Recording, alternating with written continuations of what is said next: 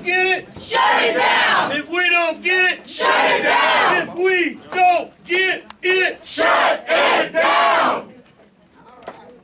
My name is Janae Manley, and I'm a leader with KC Tenants. 15 years ago, my address was 5156 Northwest Waucomus Drive, apartment number 5. I lived in a complex that kids in my middle school called Ingle Hood. My nickname reflected our neighborhood. I was Burnt Cockroach. Now, years later, I'm a young mom of twins. I've struggled to find and keep decent housing. I've struggled to find landlords who will take my Section 8 voucher. A tenant bill of rights would change my life. I want to welcome you to this press conference. Our goal is to update you on the next steps regarding our KC Tenants Bill of Rights. We first want to acknowledge and thank the mayor for being our earliest and steadfast champion for our tenants.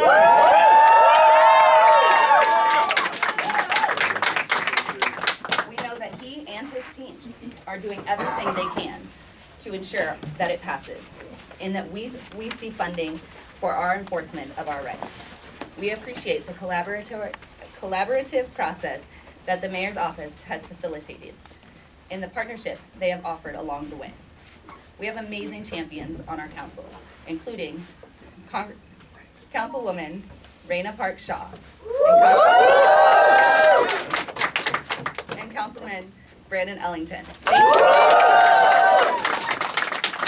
Nearly 1,000 individuals in Kansas City, Missouri have signed on to our letter of solidarity, calling on the mayor and the council to pass our package. We also want to thank our many organizational endorsers, including but not limited to Kansas City Public Schools, Missouri Jobs with Justice, SEIU Healthcare, Missouri and Kansas, Heartland Labor Forums, the Urban League, the Heartland Center for Jobs and Justice and Freedom, Empower Missouri, Kansas Missouri Dream Alliance, Bike Walk KC, Sunrise Movement KC, and many more.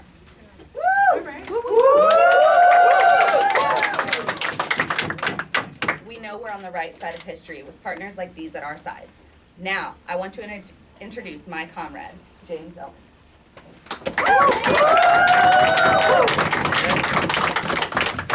My name is James Owens, and I'm a leader with Kansas City Tenants and a member of the strategy team to help compile this, what we have before us now. I've worked since I was 13 years old. I've held gainful employment my entire life until a near-fatal work accident a few years ago, and it changed my life. The road to recovery has been long and is still ongoing. I do my best to take care of my 2 little ones, but I've struggled with long bouts of homelessness and housing insecurity. Fortunately, we now have housing assistance, but it relegates us to neighborhoods where we don't have choices of schools. A tenant bill of rights would significantly change my life and the lives of my children. So obviously, we want our tenant bill of rights to be meaningful. We want it to bring material change and lasting change to our lives and the lives of our neighbors and our children. I'm here to tell you the facts about what's in the package and what's not. Here's what we have. A resolution that will be the big Bill of Rights, comprising all the existing rights tenants have in Kansas City. It is important to us that this remains a tenant's Bill of Rights, not a housing Bill of Rights. Yeah. Housing doesn't have rights, people do. That's right. And the existing law protects landlords' rights. It's time for a tenant Bill of Rights. That's right. The resolution is accompanied by an ordinance.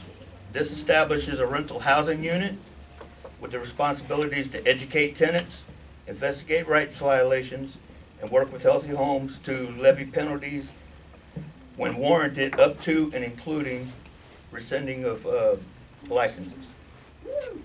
The enforceable rights we hope to win through this ordinance include the rights to freedom from discrimination on the basis of race, gender identity or expression, sexuality, age, mental and physical ability, marital status, conviction and arrest history, rental history, country of origin, and lawful source of income.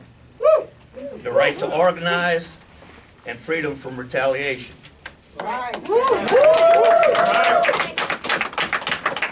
When we say freedom from discrimination on the basis of arrest convictions and prior evictions, we just mean we want the opportunity to open a dialogue. Just don't discriminate against us out of hand at face value.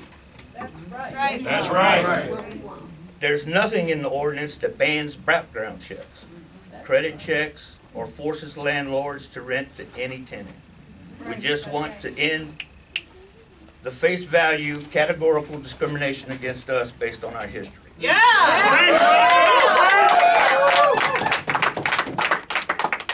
We need and demand to be heard. One piece that got cut from our initial proposal was a resolution establishing a right to counsel in eviction court. We hope to see this reinstated before the committee hearing on December 2nd. We're engaging with landlords and other key stakeholders in good faith. We know that change requires willingness to collaborate and negotiate. We have some hard lines, but we're here to play fair. We hope that all parties involved will contribute to the conversation from a place of honesty and based on a factual reading of our proposal. This will be a historic opportunity for Kansas City. We aim to make this city one of the best places to be a tenant through this package. Now it's my great pleasure to introduce the man that's been working with us and is our champion on this tenant bill of rights, Mayor Quentin Lewis.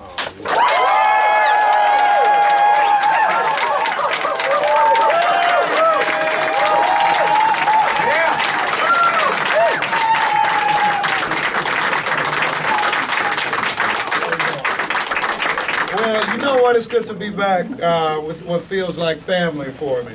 I think the reason we're getting together is it's pretty obvious. Because anytime you introduce something, anytime you do a lot of work, everybody starts trying to cut at it. Everybody tries to describe what it is without actually reading what's really in the document. And my brother here actually said it well. From the moment we introduced it, I start, hearing these things. They bottle up on social media and other places. And people are saying, oh my God, we will never, ever, be able to do a background check. We'll never, ever be able to look at a past eviction record or history. What we're saying, and if you understand discrimination, it is that you can't just use bars to eliminate entire classes of people. Let me make this very simple parallel, right? So we ban racial discrimination in this country. What this means is if you see somebody of a different race walk in, you can't just say, I don't hire people that look like that.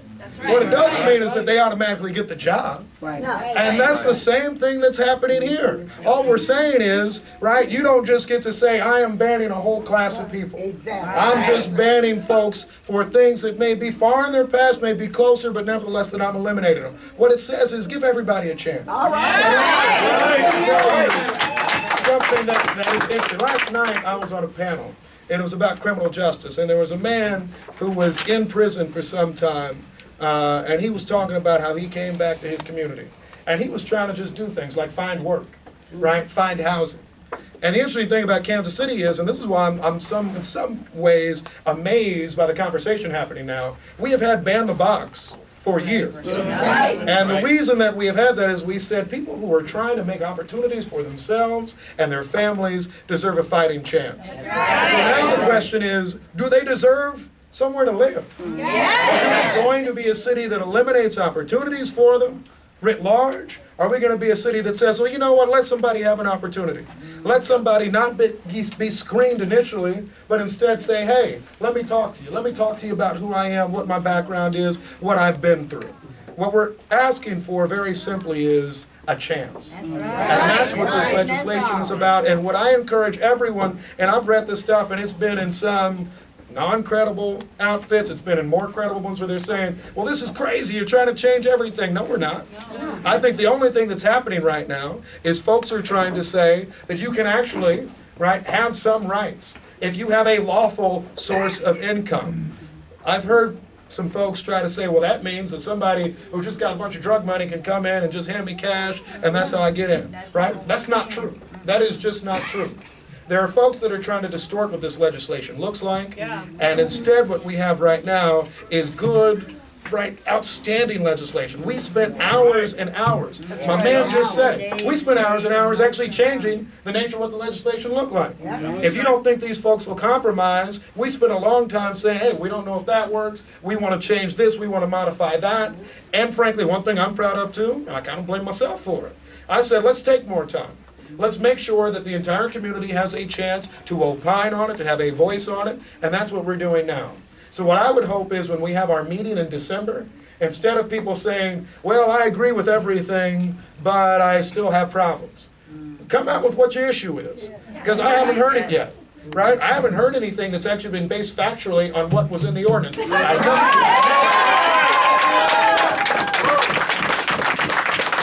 let's actually have a real conversation about the facts at issue. Let's have a real conversation about, and this is written lawyerly, and I will just read it. I know it's bad for the TV people, but I'll read it all for you, right?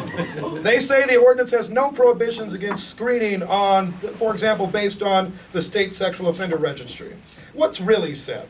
The full language offers a number of allowances for property owners to take into consideration, and now I'm quoting, all information, which means all information available, including consideration of the frequency, recentness, and severity of a criminal record, and whether individuals with certain convictions are banned from living in the dwelling due to local, state, and federal law or regulation.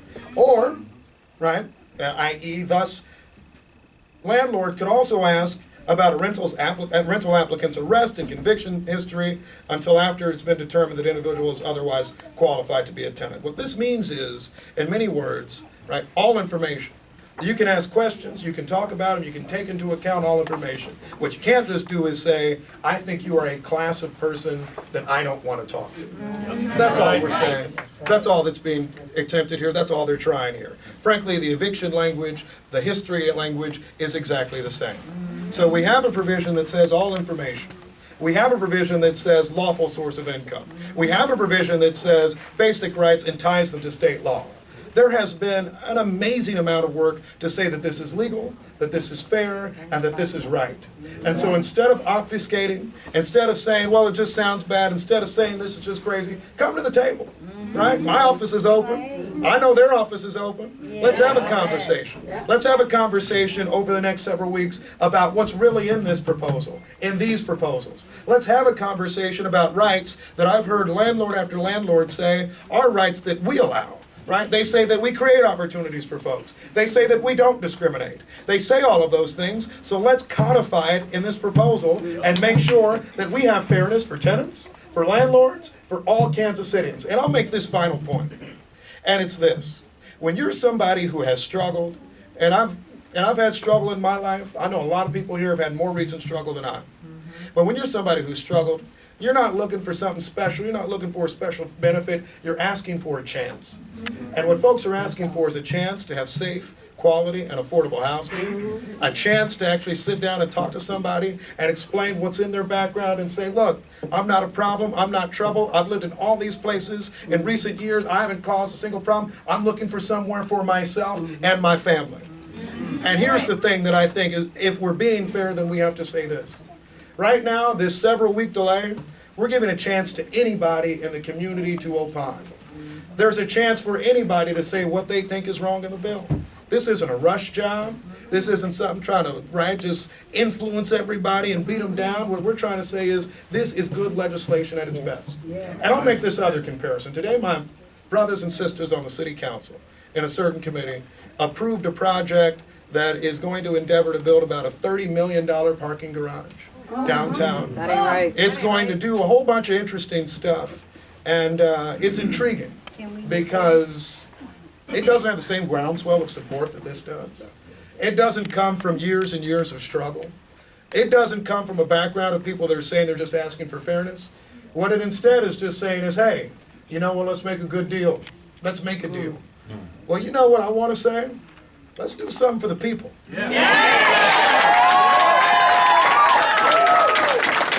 So we're gonna make time. We're gonna make time. I'm gonna listen to anybody. Somebody has a great idea. If somebody says, Lucas, you know what? You are dead wrong on something. I'll hear them out just like all these good folks will.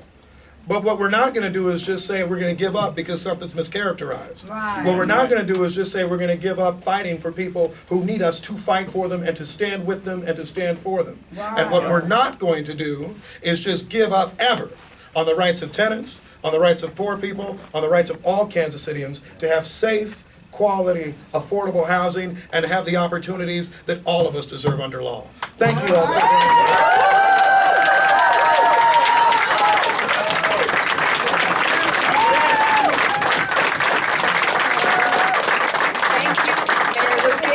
Our KC Tenants champion, and now our KC Tenants champion. I would like you to help me welcome Brianna Kershaw.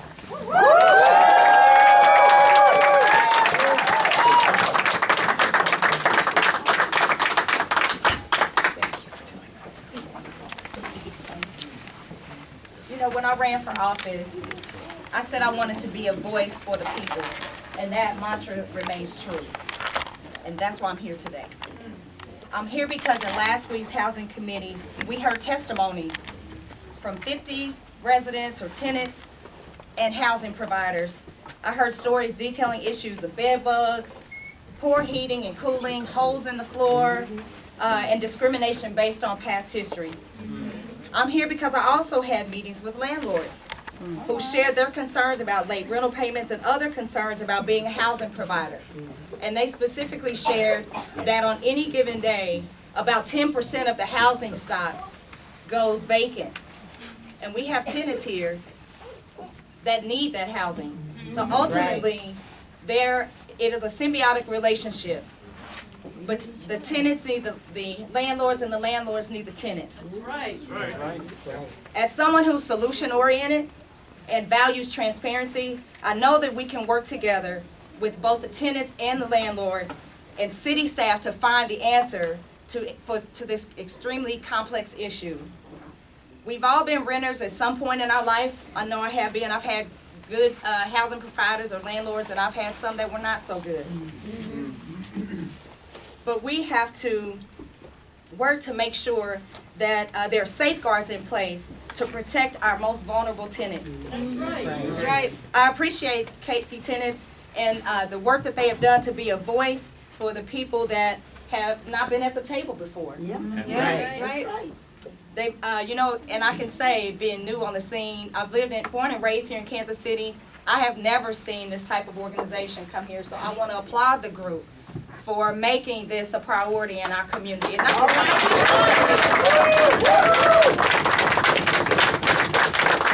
the KC Tenant leaders have been courageous in sharing their stories of trauma and advocating for safe, affordable housing, high-quality housing, and are here to be a part of the solution. And as our mayor indicated, my door is open as well. And I encourage you to not come just with a complaint, but come with a solution and willingness to come to the table so that we can solve our housing crisis issue in Kansas City. Thank you all for being here.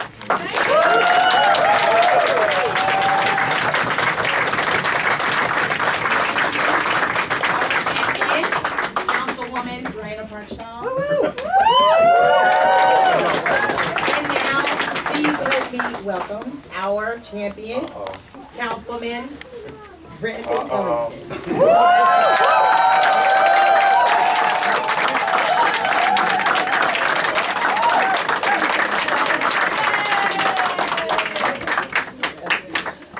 I'm probably gonna be the shortest speaker out of everybody. When it comes to oppression and discrimination, I always stand against it, I fight against it. When it comes to the KC Tenants, I'm happy that y'all showing people what democracy is and how to mobilize people. So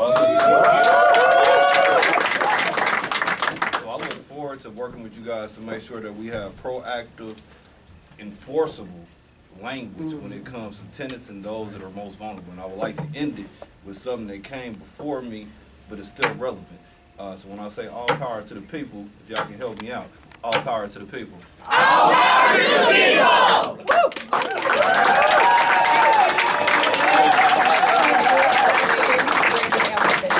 And now, we will welcome one of our leaders, the KC Tenants, to die.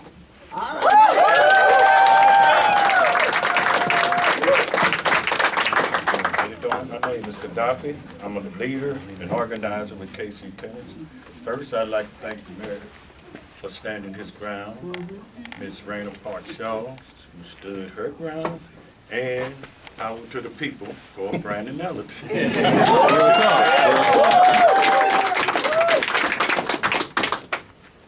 My personal statement with the Tenants, Kansas City Tenants Bill of Rights is that I've been to prison. I served 22 years of a 25-year sentence. Prior convictions and arrests affects me. I live in my car. Even now. It's cold. It's scary sometimes. I have issues getting a place to live because I've been convicted. I was released and told to go be a productive citizen. Wow. I came out the door putting something back. I came out the door getting involved with organizations, trying to help, trying to aid, trying to assist, and every time it came down to personally being all right, I was turned down, kicked to the curb, and pushed to the back because of a prior conviction. And each time this happens, it takes a little piece of my dignity away. Every day, I have to find somewhere to park, I have to find something to eat, and I have to figure out how I'm gonna make ends meet. I'm on the bottom of the totem pole. That ain't right. KC Tenants got my back. This is the only place I know that I could come to the table and have a say-so. I'm asking the whole Kansas City to get my back. This tenant bill of right is fair. It's fair for everybody, even people like me. And I'm asking everybody to get involved and help make this happen. I need help. I don't want to die in the cold because I don't have a place to live. This ain't right. KC Tenants Ain't no joke! KC Tenants Ain't no joke! KC Tenants ain't no joke! Thank you, and I appreciate you. Show me what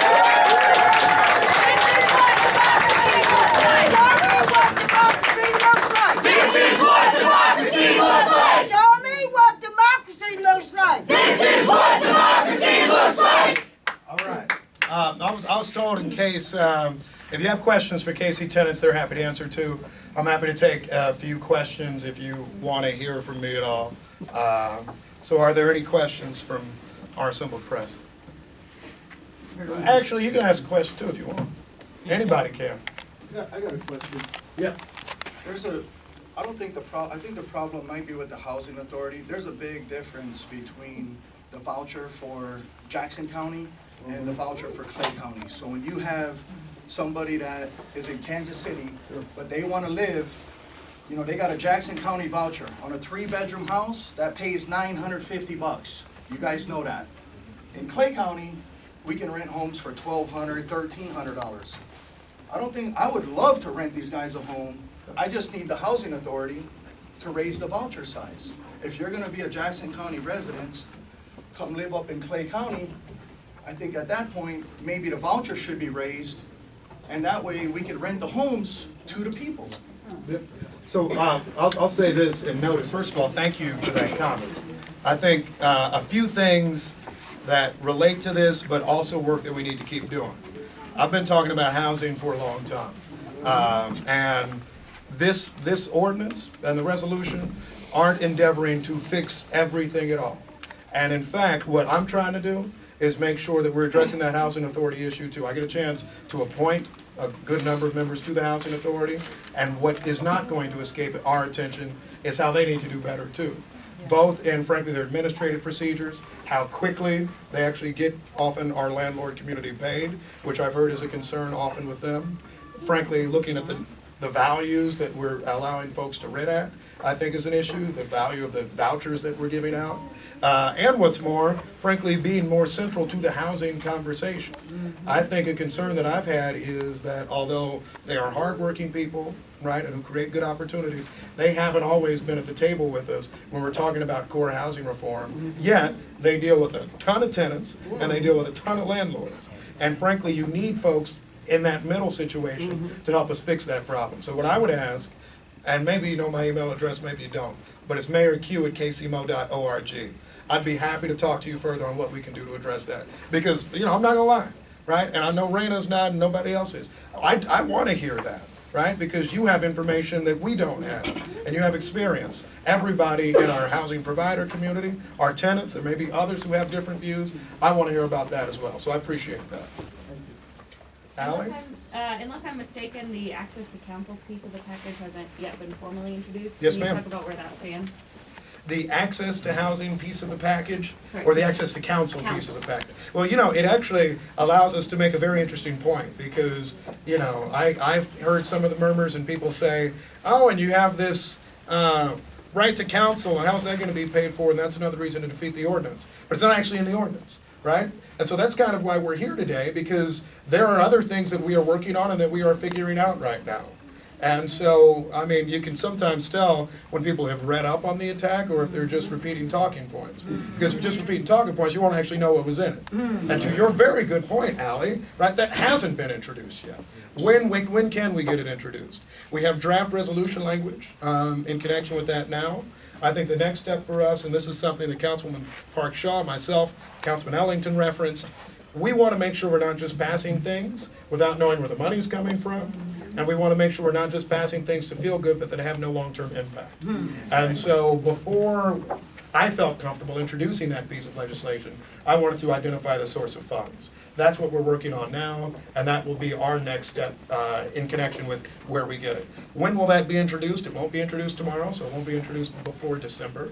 And so that's where we would stand now.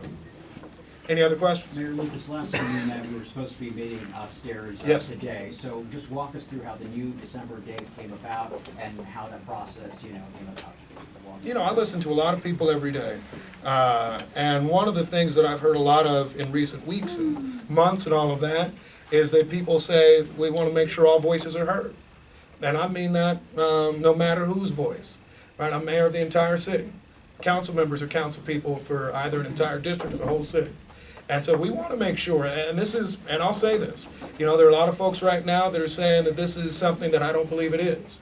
But if they have problems, I want to hear from them. That's why we're here. That's why we're all here. That's why I was happy to listen to Brother Man's question, anybody else who's in here. Because we need to have that conversation. Too often in politics, this is actually, Brandon said it right, this is politics at its best. Because you think about it, national or state levels, and sometimes sadly at local levels, people are for or against something.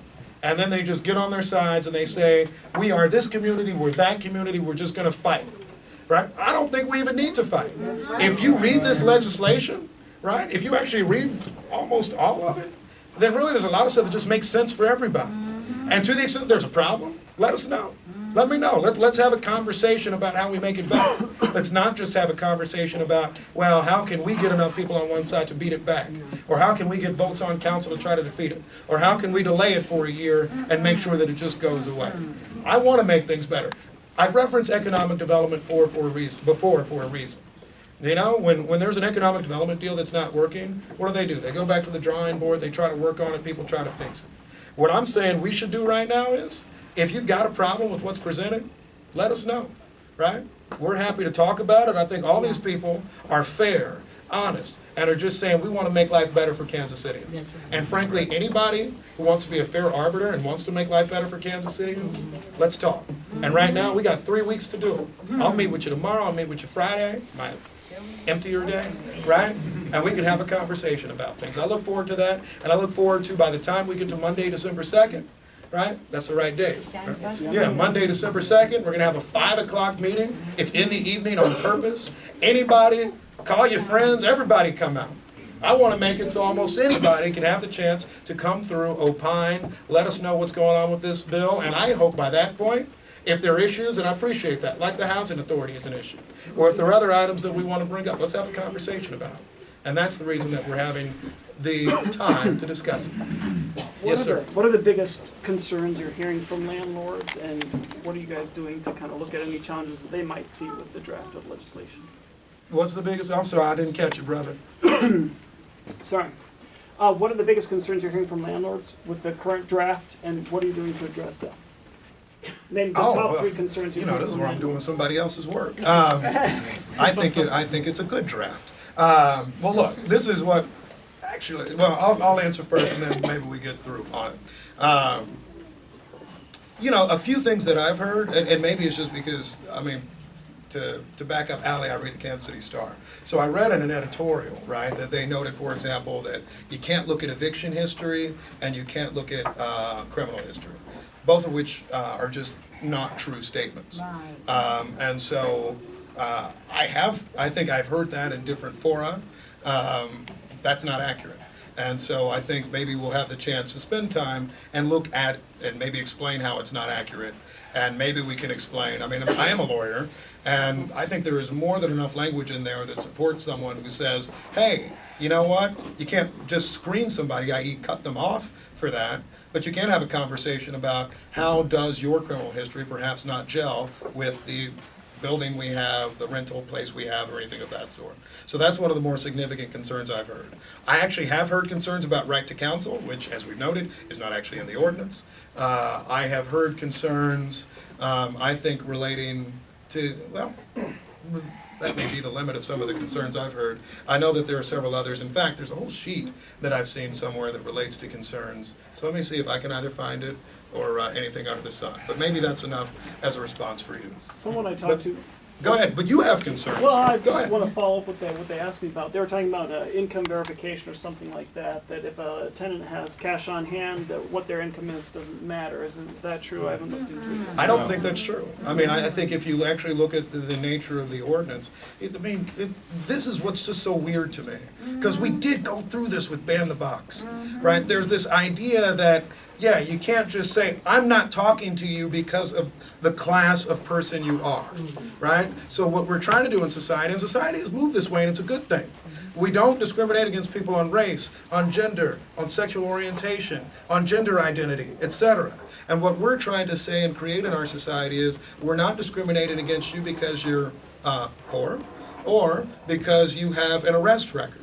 What that doesn't mean is that, yeah, you still get to talk to people about all types of background things.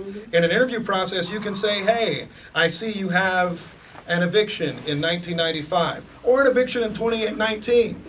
How does this relate to your ability to rent here? I think this may be a concern. Let's have a talk about it. Or you had a marijuana arrest in 2017, right? Does this actually, in a way, relate to what we're doing? What we're trying to say is, how do we actually make sure that the reasons to keep somebody out have some merit? And it's not just, I won't talk to a big class of people, right? I think my question was more about like income You like that? level. Go ahead.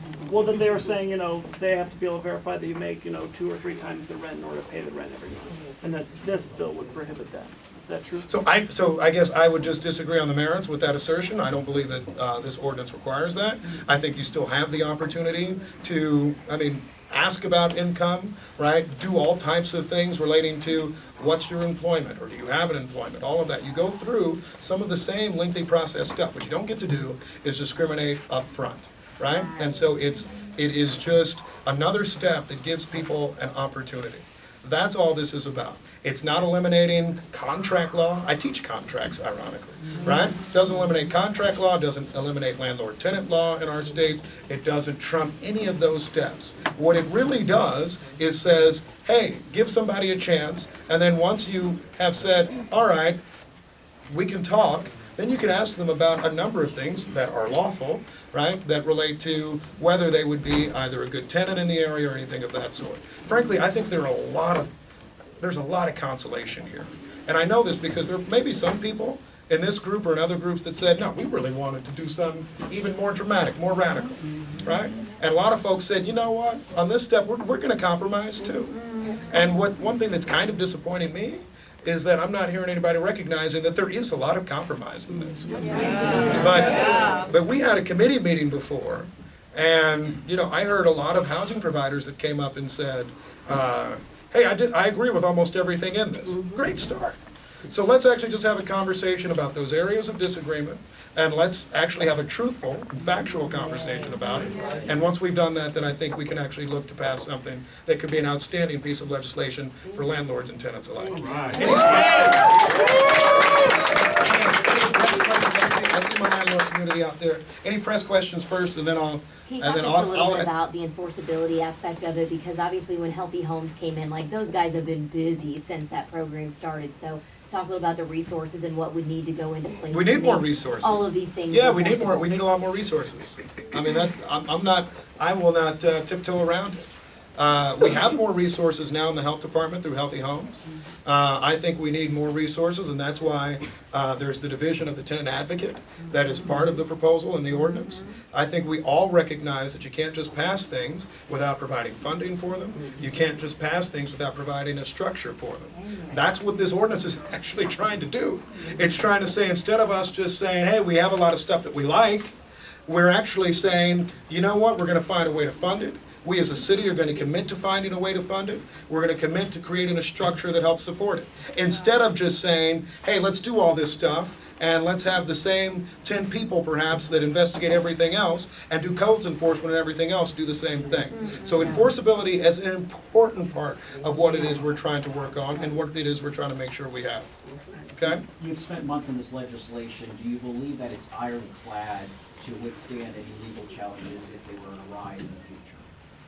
Is it ironclad to withstand any legal challenges? Well, look, my life's work is making money, thinking of ways to challenge things legally. So look, you can sue about anything, but no, I think it is, and let me tell you why. You know, my office, outside offices, the city attorney's office, lots of people, Republican former judges, right? All types of folks have looked at the quality of this legislation, have looked at the legality of it, have signed off on its legality. And that doesn't happen all the time. And so I do think that these are pieces of legislation. And you can see in the resolution itself, it actually cites to state law or federal law in almost every provision. And so what we're really trying to do is say, look, this is just a model and a template of a number of things that already exist, that are already lawful. And it's saying here in Kansas City, we're going to make sure that tenants, that landlords, that others can look to this guide that's already enshrined in lots of other laws to make sure that everybody knows their rights. You know, I won't talk about it too much because I'm not campaigning right now, but I grew up moving around all the time. We had some outstanding landlords, we had some terrible ones.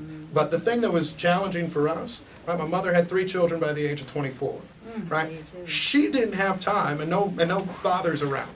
She didn't have time to actually file a lawsuit, right, in Jackson County Circuit Court. She didn't have time to look up all the different legal remedies that exist.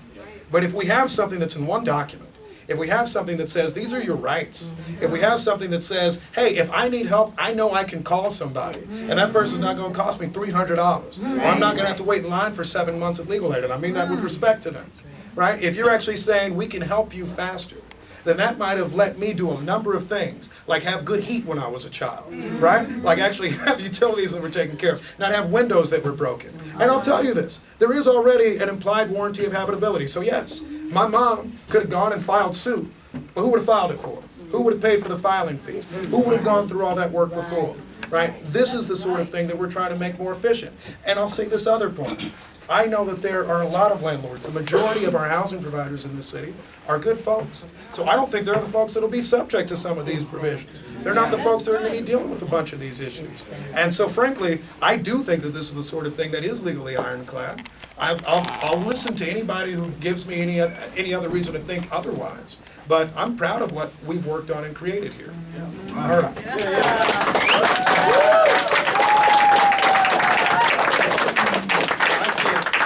I'll get her, and then I'll get you too. All right, yes? Can you talk about what conversations you've had with city council members and how much support you think you have for this at this juncture? You know, so I think literally every city council member is aware of what's happening. I've had the chance to talk to probably half or more than half of the city council about this specific proposal. And I think that we have all talked about ways that we can move forward. What I'm heartened by is that everybody that I've talked to says, you know what, this looks like something that's good. Maybe we want more time, right? Maybe we want to make sure that we've talked to enough different folks.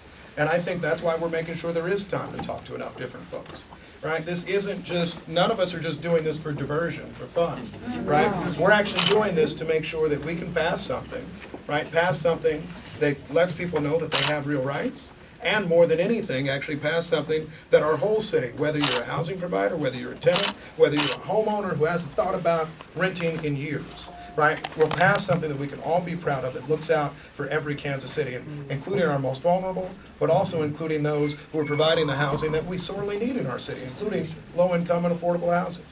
All right, yes, sir. You know, I've listened. You gotta talk fast for me. Okay, I've listened to a lot of people and their comments, and they say, hey, everything is fair. You've made the comment that you think that this tenant bill of rights will be fair. However, what is the tenant's accountability? Everything is about the landlord. What about those tenants that are habitual people who don't pay their rent? What about those that are habitual, who goes in and they destroy property? And now you say, okay, well, you just can't deny them. Okay, let's take a look at what their circumstances are. I'm assuming that's what you mean by you just can't turn them away. Okay, that costs a lot of money to a lot of landlords. Now, I'm not against anybody having a second chance, but I've been down that road before. I've given second chances to people, and I've gotten burned many a times. So what is the accountability for tenants? Or are they going to go back and pay these landlords for the money that they owe them, or for the money, for not only for the rent, but maybe the destruction that they cause to their property? Now, I hear everybody say, hey, you know what? Let me answer you. Okay. All right? So I take your point. There is nothing in the ordinance that abolishes landlord-tenant law or contract law. And so, to the extent that you have a tenant who has destroyed your place, you have all of the same remedies after this bill is passed as you do before, right? Another thing that I would note is that you actually, this bill doesn't say you have to rent to anyone. And this is maybe the core reason that we're all here today. There's nothing here that says you have to rent to somebody. You don't have to rent to me tomorrow, right? What we're saying is you can't just ban me because, I don't know, for any reason that, right, is a suspect class type issue, right? And so that's what we're trying to make clear. You don't have to rent to somebody, right? And you still have all of the remedies that you had before in terms of if somebody destroys your house, if somebody consistently doesn't pay rent, you, the landlord, are still in that same relationship with them. I want to make sure I get our friend in the black. Yes, sir. Two things. First, do we have any idea what this is going to cost the taxpayers? And second, I've been told that the next people they're going after is employers. And do employers have the right to look at criminal history? All right. So, I mean, two kind of simple points. So the first is, what is the cost to the taxpayers?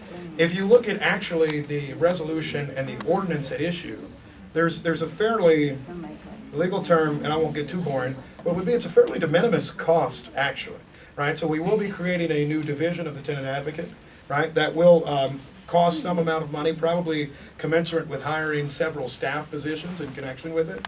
So I would say per annum, that is likely to be less than $1 million, and you're probably looking at several $100,000 as a startup cost in connection with it. The sources for those can be any number of areas. I've been talking for years, about a year at least, wanting us to get started on a housing trust fund to help support housing, advocacy, other issues, and so I think that would be a worthy area. And so I think that's kind of a step one, but that's something we'll continue to work on and make sure we work out. As to your second point, which relates to, will this start people going after employers? No. I mean, so we already have a huge body of employment law, both state and federal. If you go to the courthouse, most of our civil actions right now, other than some of your divorces, all those other things, right, is kind of employee relations. This does not endeavor to really change it. As I've noted before, Kansas City, Missouri, years ago, already passed ban the box legislation, which banned the right of somebody to discriminate up front based upon someone's arrest history. It does not mean that you cannot ask about it later, right? And so, in many ways, this is just something that really is a good analogy to that same legislation. I think employers are still able to hire lots of people in Kansas City. They're still able to ultimately say that maybe this isn't the right job for you if you've been convicted of lots of fraud-related offenses and now you want to be a lawyer, which ironically we're not supposed to be able to do, right? And so, right, that's the sort of thing that I don't think is going to change dramatically. I mean, in some ways, the thought is this. This is radical in the sense that I don't know if people have done this before. I don't know if we've seen this type of cohesion. I don't know if we've seen this type of activism. But in many ways, this just reflects law the way it is. And frankly, it reflects policy the way that I think our city respects it. I don't know that there's anyone who says somebody should be living in terrible living conditions that would breach the implied warranty of habitability already. I don't think there's anyone that's saying we should be able to discriminate against big classes of people.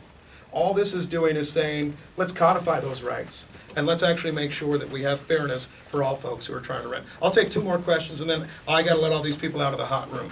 Yes, sir. I've got a question kind of in regard to the gentleman over here. In regard to affordability, it's been stated multiple times that affordability is out of control. And the ordinance that's written in there that we need to provide affordable housing.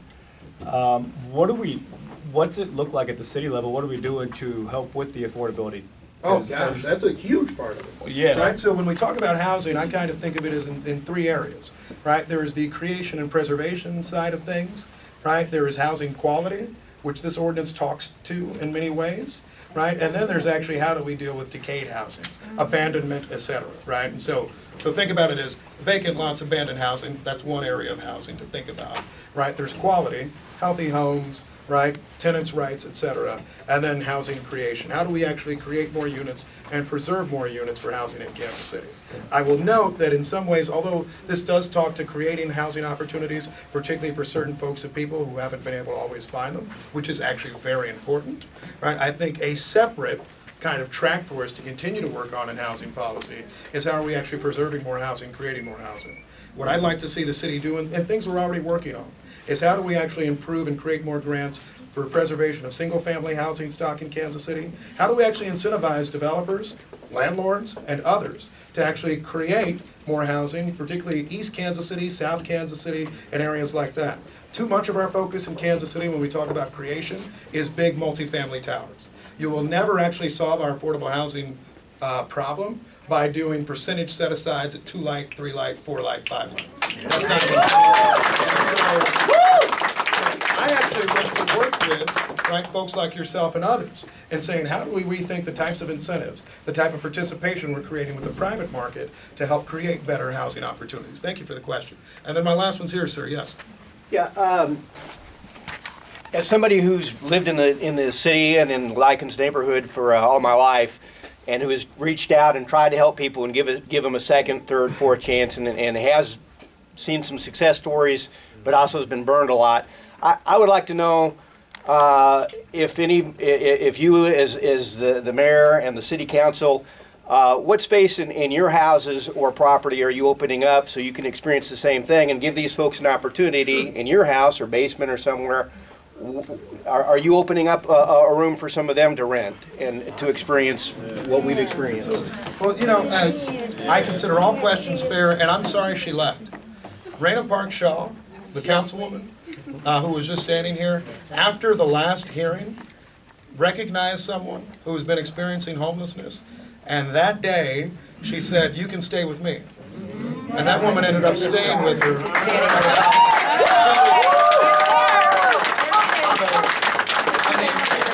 So I think, in essence, right, we do a lot of work with that, right? We're still folks of the community, and so a lot of my colleagues, and and I'll let them talk to you about how they've done it, right?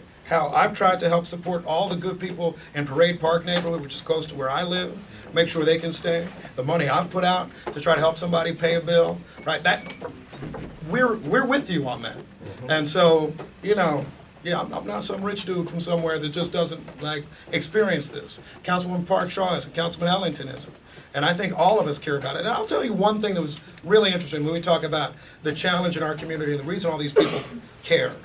When I was first elected to city council in this room, we had a hearing about homelessness among students in our public schools. And you know, the most impassioned testimony didn't come from Kansas City Public Schools or Hickman or Center. It came from the Park Hill School District. And I said, Park Hill, right? Y'all got hundreds of homeless students, hundreds of students that are dealing with issues every day. What can we do to create better opportunities for their parents? What can we do to create better opportunities for those children? That's why we're here now, and that's why we care about it. And frankly, more than anything, that's why I'm interested in working with all of you in this room, with every landlord watching, with every tenant watching, to make sure we can have good policy long term. I've talked far too long. Thank you all for what you're doing. Let's keep